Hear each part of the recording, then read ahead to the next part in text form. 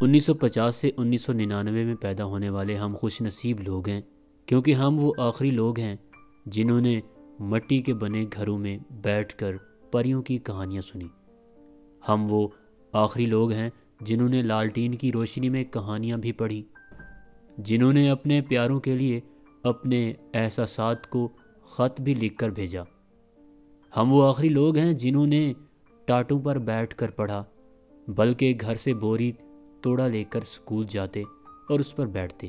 ہم وہ آخری لوگ ہیں جنہوں نے بیلوں کو ہل چلاتے دیکھا۔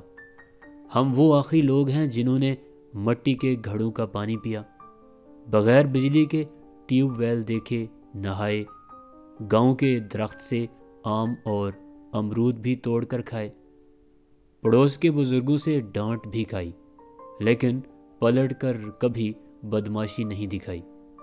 ہم وہ آخری لوگ ہیں جنہوں نے عید کا چاند دیکھ کر تالیاں بجائیں اور گھر والوں، دوستوں اور رشتہ داروں کے لیے عید کارڈ بھی اپنے ہاتھوں سے لکھ کر بھیجے۔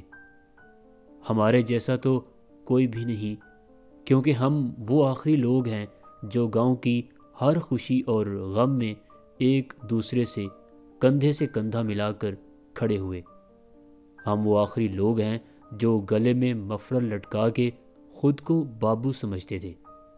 ہم وہ دل فریب لوگ ہیں جنہوں نے شبنم اور ندیم کی ناکام محبت پہ آنسو بہائے اور انکل سرگم کو دیکھ کر خوش ہوئے۔ ہم وہ آخری لوگ ہیں جنہوں نے ٹی وی کے انٹینے ٹھیک کیے، فلم دیکھنے کے لیے ہفتہ بھر انتظار کرتے تھے۔ ہم وہ بہترین لوگ ہیں جنہوں نے تختی لکھنے کی سیاہی گاڑھی کی، جنہوں نے سکول کی گھنٹی بجانے کو اعزاز سمجھا۔ ہم وہ خوش نصیب لوگ ہیں جنہوں نے رشتوں کی اصل مٹھاس دیکھی۔ ہمارے جیسا تو کوئی بھی نہیں۔ ہم وہ لوگ ہیں جو رات کو چارپائی گھر سے باہر لے جا کر کھلی فضا زمینوں میں سوئے، دن کو اکثر گاؤں والے گرمیوں میں ایک درخت کے نیچے بیٹھ کر گپیں لگاتے، مگر وہ آخری ہم تھے۔ کبھی وہ بھی زمانے تھے سب صحن میں سوتے تھے، گرم مٹی پر پانی کا چھڑکاؤ ہوتا تھا، ایک سٹینڈ والا پنکھا بھی ہوتا تھا۔ لڑنا جھگڑنا سب کا اس بات پر ہوتا تھا کہ پنکھے کے سامنے کس کی منجی نے ہونا تھا۔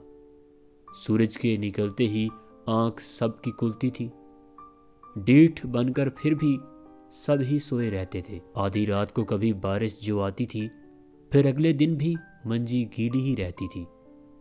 وہ صحن میں سونے کے سب دور ہی بیت گئے، منجیاں بھی ٹوٹ گئیں۔